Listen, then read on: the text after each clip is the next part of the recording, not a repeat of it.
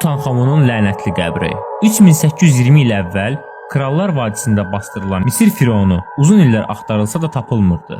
İngilis arxeoloqu Howard Carter 1922-ci ilin noyabrın 4-də Misir firavununun məzarını kəşf etdi. Firavunun qızıldan əşyaları, döyüş arabası və taxtı daxil hər şey olan otağı keçdikdən sonra məzarına yaxınlaşdılar.